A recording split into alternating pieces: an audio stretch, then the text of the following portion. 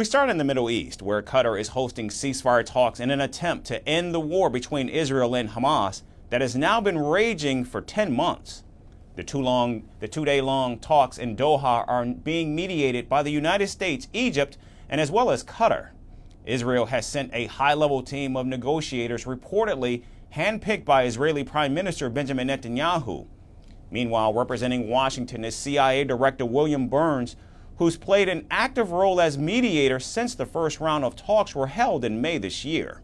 The White House said it remains confident that this time the talks would gain momentum and move closer to a ceasefire.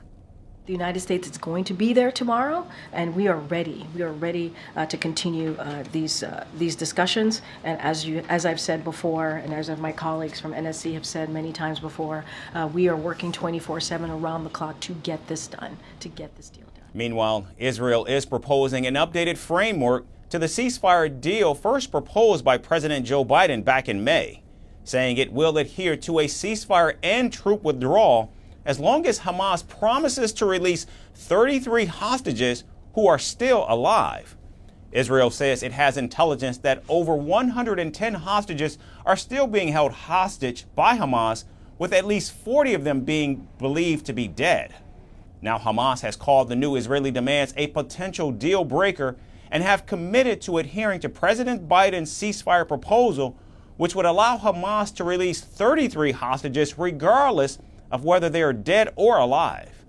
Hamas has accused Israel of moving away from the original terms and conditions and has threatened to walk out of the talks.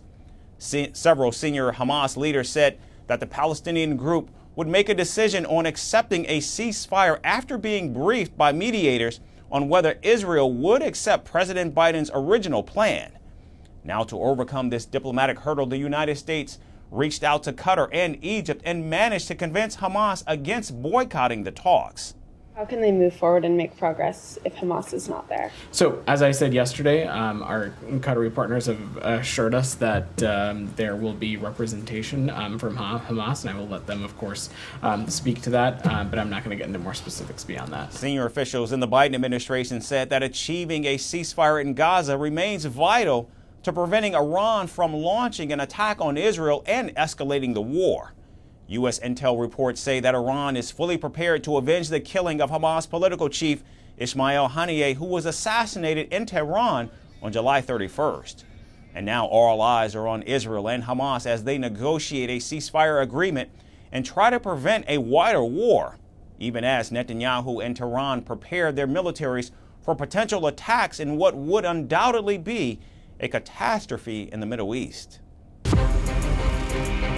From impeachments to inaugurations, if it's a political story, we are on the scene. The race for the White House is heating up. Kamala, you're fired. I say, bring it on.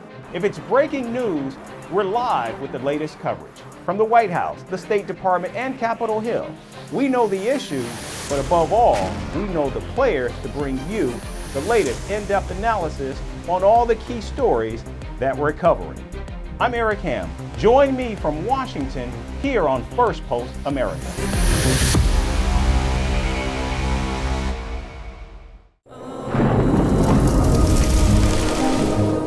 Climate change is on our doorstep. It's time for a revolution to take root. And it starts with 1.4 billion Indians. It starts with one tree. One tree for humanity. One tree for Mother Earth. One tree for our future. Project One Tree, a News 18 network initiative.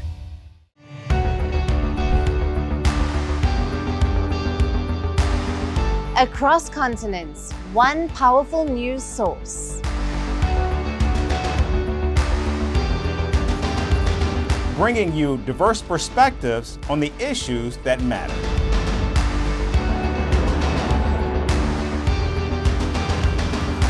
We go beyond the boundaries to give you that little extra about every sporting moment.